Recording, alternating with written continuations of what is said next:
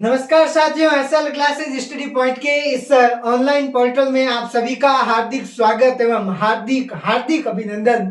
साथियों, आज की क्लास के अंदर अपन उसी धोनी वाले टॉपिक को करेंगे और उसको अपन निरंतर आगे बढ़ाएंगे। और जो साथी गण, जो विद्यार्थी रेगुलरली इस क्लास को देख रहे हैं, मैं एकदम दावा करता हूं कि विज्ञान के अंदर उसको किसी भी प्रकार की कोई समस्या नहीं होगी। फ्री निःशुल्क विज्ञान का बैच चला रहा हूं, तो आपका भी इसमें यही सहयोग बन रहा है कि आप इस क्लास को बढ़िया शेयर करो, ईमानदारी के साथ में क्लास को शेयर करो।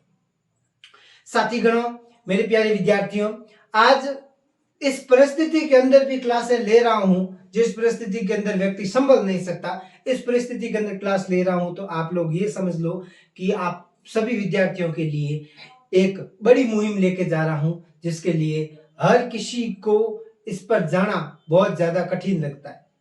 इसलिए आप लोग इस क्लास को बढ़िया शेयर करो और कमेंट के अंदर राय जरूर दो कैसी लगी क्लास। ठीक है साथी गणों, इसी बात के साथ में मैं आज की क्लास का आगाज करता हूं। आज की क्लास को निरंतर लेके चल रहा हूं। जैसे कि मैं आपको बता दूं, टॉपिक चल रहा था ध्वनि, और ध्वनि के अंदर आज अपन बात करेंगे ध्वनि के लक्षणों के ऊपर, कैसे ध्वनि के लक्षण है। सबसे पहले अपन ने ध्वनि का परिचय किया। आप लोग अगर नए विद्यार्थी हो तो पहले पुरानी क्लास देख लो।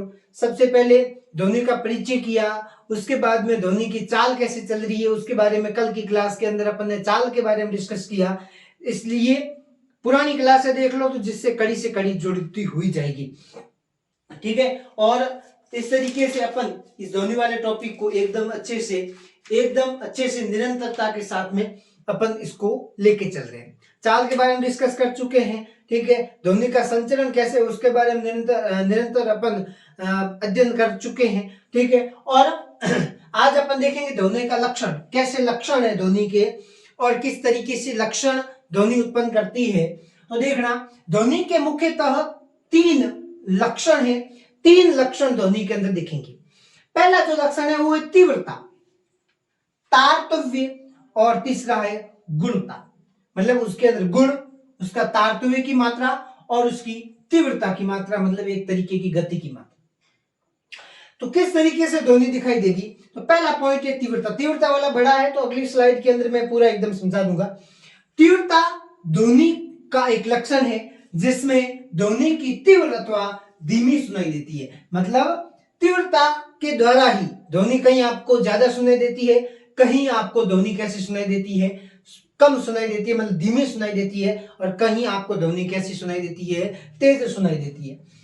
तीव्रता एक भौतिक राशि है। कैसी राशि है? भौतिक राशि है। ध्वनि की तीव्रता एक प्रकार की भौतिक राशि है, मतलब एक भौतिक तरीके से प्रदर्शित की जाती है, जिसे शुद्धता से मापा जाता है। एकदम शुद्ध तरीके से अपन उसकी तीव्रता को माप सकते हैं। आगे बात समझ में, अगर देखो शुद्ध तरीके से कैसे, देखो भाई, अगर अपने साउंड सिस्टम है या फिर कोई आवाज है, होड़े चले तो ठीक कह सको आराम हो, अपने एकदम अपने स्तर माती आप कह सको, कोई मापने की जरूरत को नहीं। अपने स्तर माती कह सको कि स्पीकर या फिर साउंड सिस्टम होड़े बाजे। ठीक है, और तेज गति घणो जोर बाजे तो आप यूं कह सको कि हाँ यार जोर बाज रही है। मतलब इसके लिए किसी भी तरीके से कोई मापन की भी जरूरत नहीं हो सकती। अपन अपने स्तर पर भी इसको देख सकते हैं। मतलब तीव्रता तीव्र अथवा धीमी सुनाई देती है, उसकी ध्वनि की गति। तीव्रता एक भौतिक राशि है जिसे शुद्धता से मापा जाता है। वायु यदि ध्वनि की चाल दिशा में बह जाती है, वायु यदि ध्वनि की चाल की दिशा में बह जाती है, वायु के साथ में ध्वनि की क्या होगी? चाल होगी। कल की क्लास में अपन अध्ययन कर चुके हैं इसके बारे में। देखो, वायु के साथ में ध्वनि की चाल क्या होती है?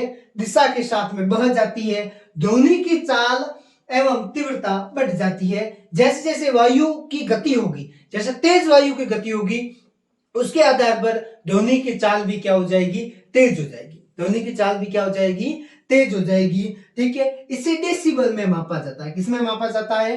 डेसिबल के अंदर ध्वनि की तीव्रता को मापा जाता है। तो मुख्य मुख्य पॉइंट और अच्छे से समझाने की कोशिश की है। मतलब ज्यादा बात नहीं करेंगे अपन आज, ज्यादा कुछ एकदम अच्छे से एक ही क्लास के अंदर पूरे टॉपिक को डिस्कस करेंगे। ठीक है, तो आप ले लो स्क्रीनशॉट। देखना साथियों, आगे की क्रम के अंदर ध्वनि का जो अगर बात करें तीव्रता की, ये तीव्रता है, ध्वनि की तीव्रता है, कितनी जरूरत पड़ती है तीव्रता और कैसा, यहां से एक प्रश्न बनने की संभावना है। जैसे देखो ध्वनि स्रोत दिए हुए हैं, जैसे साधारण बातचीत, साधारण बातचीत के अंदर ध्वनि की तीव्रता है वो 30 से 40 डेसिबल, डेसिबल अपन ने पढ़ा था ना, मतलब उसकी तीव्रता को मापने के लिए डेसिबल का उपयोग किया जाता है। तो इस डेसिबल, ये डीबी का मतलब है डेसिबल, शॉर्ट रूप में लिखते हैं डेसिबल, ठीक है, डीबी का मतलब डेसिबल। तो साधारण बातचीत में 30 से 40 डेसिबल, जोर से बात करते हैं तो 50 से 60 डेसिबल, ठीक है तीव्रता। ट्रैक्टर की आवाज के अंदर 90 से 100 डेसिबल, विद्युत मोटर के अंदर 110, सायरन जो बजता है उसके अंदर 110 से 120, जेट विमान जो ऊपर उड़ते हैं उनके अंदर 140 से 150, मिसाइल के अंदर 180। तो ये इस तरीके से डेसिबल तीव्रता इसके अंदर होती है। यहां से इंपोर्टेंट कर लेना और अपने दिमाग के अंदर सेट कर लेना, विश्व स्वास्थ्य संगठन के अनुसार 45 डेसिबल ध्वनि मनुष्य के सर्वोत्तम होती है। 45 डेसिबल की ध्वनि मनुष्य के लिए सर्वोत्तम होती है।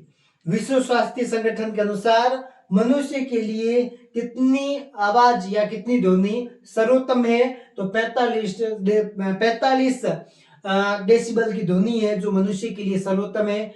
WHO ने 75 डेसिबल से ऊपर की ध्वनि होती है वो स्वास्थ्य के लिए खतरनाक माना है। मतलब 75 से ज्यादा अगर होती है, आपके सामने कोई जोर से चिल्लाता है ना, जोर से एकदम जोर से चिल्लाता है, तो आप कहते हैं अरे आगो मत कर, आगो मत कर, आगो मत कर, मत हड़े बोल हड़े, तो वो कहाँ कितनी होती है, 50 से 60 होती है, उतनी आपको पसंद नहीं होती। और अगर मतलब इससे ज्यादा अगर हो जाए तो फिर वो स्वास्थ्य के लिए हानिकारक होती है। तो नॉर्मल भाषा के अंदर 30 से 40, जोर से 50-60, ये नॉर्मल है जो एग्जाम के अंदर पूछने लायक टॉपिक से, पॉइंट से, ठीक है, एग्जाम के अंदर ये पॉइंट पूछे जाते हैं, इसलिए मैंने यहाँ लिए कि कितनी आवाज कहां पर जरूरत पड़ती है। ठीक है, आप लोग स्क्रीनशॉट, फिर अपन अगले क्रम में चलते हैं। देखो आगे देखना दूसरा प्रकार है वो है तारतो। तीव्रता आपको समझ में आ गई, मतलब ध्वनि की आवाज, एक तरीके की आवाज किस तरीके से किसके अंदर कितनी रहती, वो अपन ने पढ़ा।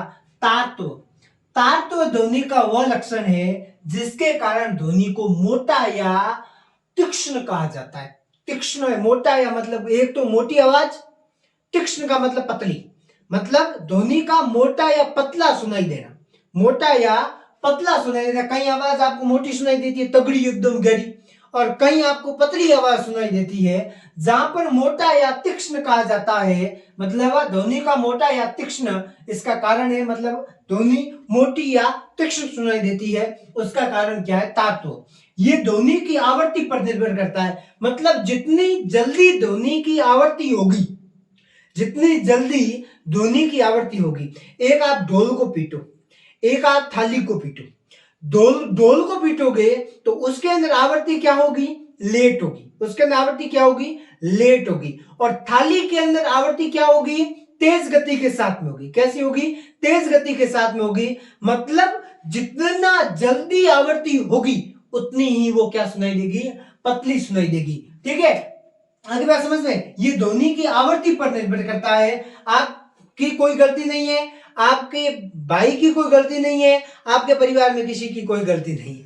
आवृत्ति का पतला होना किसका कारण है, उसका कारण क्या है, उसका कारण है मतलब आवाज का पतला या ज्यादा होना किसका कारण है, इसका कारण है किसका, तारतों का। ध्वनि की आवृत्ति बढ़ने पर ध्वनि का तारतों भी बढ़ जाता है। ध्वनि की आवृत्ति बढ़ी, उसके बढ़ने पर तारतों भी बढ़ जाता है तथा ध्वनि तीक्ष्ण अथवा पतली हो जाती है। आवृत्ति बढ़ी तो उसका तारतों बढ़ जाता है, और तारतों बढ़ने पर आवाज कैसी होती है, पतली हो जाती है। जैसे बच्चों और स्त्रियों की आवाज तारतों अधिक होने के कारण पतली होती है, उनके आवृत्ति बहुत तेज गति के साथ में होती है, आवृत्ति बहुत तेज गति के साथ में होती है। बच्चों और स्त्रियों का आवाज पतली होती है ना, जैसे मेरी भी आवाज पतली है, तो इनकी आवाज पतली होने का, मैं स्त्री नहीं हूं, ठीक है, बच्चा हूं, ठीक है, तो इनकी आवाज पतली होने के कारण, तारतों के कारण ही वो आवाज पतली होती है। थाली की आवाज, थाली के अंदर तारतों ज्यादा होता है, किसके कंपेयर में, ढोल के कंपेयर में। ढोल की आवाज कैसी होती है, ढोल की आवाज मोटी तगड़ी होती है, तो वो किसके ऊपर निर्भर करता है, तारतों पर निर्भर करता है। तो पहला प्रकार पढ़ा था अपन ने, पहला प्रकार क्या पढ़ा था, पहला प्रकार पढ़ा था वो पढ़ा था तीव्रता, मतलब तेज गति।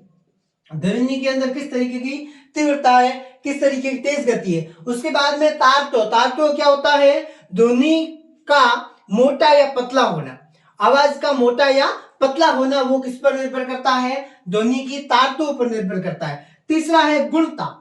गुणता का मतलब ध्वनि की ऐसी विशेषता जिसके कारण समान तीव्रता तथा समान तारतों की ध्वनियों में अंतर प्रतीत होता है। तारतों क्या होता है, कैसा होता है, वस्तु समान होती है पर तारतों की मात्रा क्या होती है, तारतों का स्तर क्या होता है साथियों, वो कैसा होता है, समान प्रतीत होता है। कैसा होता है, समान, मतलब ध्वनि की ऐसी विशेषता जिसके कारण समान तीव्रता, सब तीव्रता कैसी, समान, और समान तारतों की ध्वनियों में अंतर प्रतीत होता है। होती दोनों समान है पर उनके अंदर कैसा होता है, अंतर प्रतीत होता है, जिसे अपन क्या कहते हैं, उसकी गुणता कहते हैं। क्या कहते हैं, उसकी गुणता कहलाती है। एकल आवृत्ति की ध्वनि को टोन कहते हैं। एकल आवृत्ति की ध्वनि को क्या कहते हैं, टोन कहते हैं। ये प्रश्न सीईटी के लिए इंपॉर्टेंट हो सकता है। एकल आवृत्ति की ध्वनि को टोन कहते हैं। क्या कहते हैं, टोन कहते हैं। तथा अनेक आवृत्ति के मिश्रण उत्पन्न ध्वनि को क्या कहते हैं, स्वर कहते हैं। क्या कहते हैं, स्वर। मतलब जैसे आप बोल रहे हो तो आप, मैं अकेला बोल रहा हूं, आप तो बोल नहीं रहे हो, आप तो मेरे को केवल सुन रहे हो, ठीक है, आप मेरे को केवल सुन रहे हो, ठीक है, आप बोल नहीं रहे हो। तो अब मैं क्या हूं, मेरी जो आवाज है वो क्या है, टोन है, एक प्रकार की क्या है, टोन। और बहुत सारी आवाज एक साथ में हो जाती है, फिर उसको अपन क्या नाम देंगे, स्वर।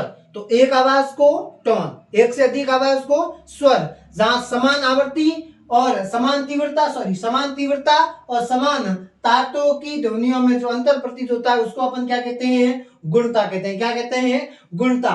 तारतो ध्वनि का वह लक्षण है जिसमें आवाज का मोटा या तीक्ष्ण सुनाई देता है। वो किस पर निर्भर करता है, वो निर्भर किस पर करता है, ध्वनि की आवृत्ति पर निर्भर करता है।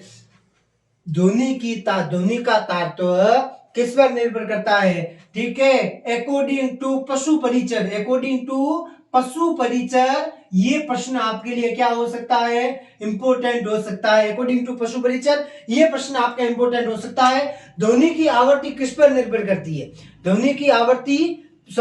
ध्वनि का जो तारत्व है वो किस पर निर्भर करता है, ध्वनि का तारत्व किस पर निर्भर करता है, आवृत्ति पर निर्भर करता है। किस पर निर्भर करता है, आवृत्ति पर निर्भर करता है। तो छोटे छोटे प्रश्न बीच में से बनते हैं, तो आप सुना करो ध्यानपूर्वक, तो आपको समझ में आ जाएगा। तो ये बहुत अच्छा सा टॉपिक मैंने आपको सामने रखा, ध्वनि के लक्षण, बहुत अच्छा सा टॉपिक था और इसको मैंने एक ही क्लास में पूरा करवा दिया, मतलब पूरा टॉपिक एक ही क्लास में करवा दिया, ठीक है। तो कल अपन ध्वनि के गुण पढ़ेंगे, कल की क्लास के अंदर ध्वनि के गुणों के ऊपर डिस्कस करेंगे, फिर अपन आगे और टॉपिक लेके चलेंगे। ध्वनि एक और ध्वनि है ना, ये दो तीन क्लासों में और चलेगी, ठीक है। 2-3 क्लास तक पेशेंस रखें। ध्वनि आपके जीवन में कभी भी बाधा नहीं उत्पन्न करेगी, ये पक्का वादा कर रहा हूं। 3 क्लास और हुई है, एक क्लास ये 4 और 3 और, मतलब 7-8 क्लासों के अंदर, ज्यादा नहीं है। मेरी क्लास के अंदर एक टॉपिक पढ़ाता हूं और उस टॉपिक के अंदर अच्छे प्रश्न भी आपको मैं बताता हूं, ठीक है, और उससे संबंधित सारी कुछ चीजें मैं उसके अंदर क्लियर करवाता हूं। तो ध्वनि से संबंधित, ध्वनि आपके जीवन के अंदर कभी बाधा नहीं बनेगी। इस क्लास को बड़ी ईमानदारी के साथ में देखना, ठीक है। मैं बेईमानी नहीं कर रहा हूं तो आप भी बेईमानी मत करो, ठीक है। मैं कभी लापरवाही करता हूं भाई, 2 दिन क्लास मेरी डिले हो गई थी, वीडियो शूट करने के बाद में भी समस्या हो गई थी, ठीक है। फिर उसको मैंने वापस 2 दिन आपको क्लास दी नहीं, मैंने कहा था आपको मैं शनि और रवि क्लास दे दूंगा, ठीक है। 2 दिन छुट्टी हुई है, 2 दिन की मैं क्लास आपको दे दूंगा। तो मैं रेगुलर क्लास दे रहा हूं, तो आपको रेगुलर देखने में 10 मिनट और नोट्स बनाकर आधा घंटा आपको लगेगा। आधे घंटे के अंदर कहीं खाटो मोड़ो होगा कौन भाई, ईमानदारी देख ले, जो जिंदगी उतर जाई, नहीं तो जिंदगी भर रो तो फिरना पड़ेगा और टाइम निकल जाई, पाछो नहीं आवेला। इसलिए ईमानदारी के साथ में क्लास देखना, मैं दूर हटूंगा, आप ले लेना स्क्रीनशॉट। फिर अपन अगली क्लास में, अगले वीडियो में पुनः इसी टॉपिक के ऊपर डिस्कस करते हुए हाजिर होंगे। तब तक के लिए राम राम, जय हिंद।